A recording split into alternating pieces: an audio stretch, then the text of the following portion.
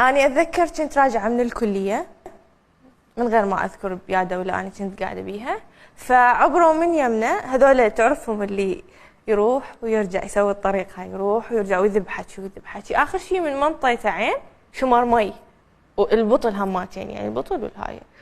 أني يعني نادرا ما تشوفني عصبية، حسيت نفسي مختنقة، صار عندي بانيك يعني ما قدرت.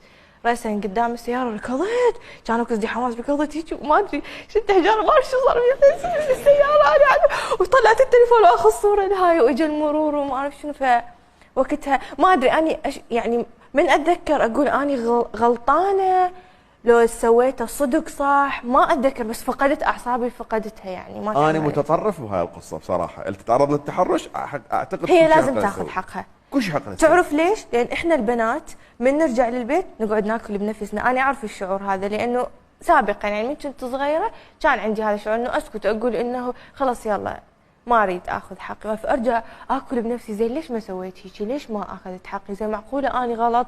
فاني ويا انه البنيه تاخذ حقها.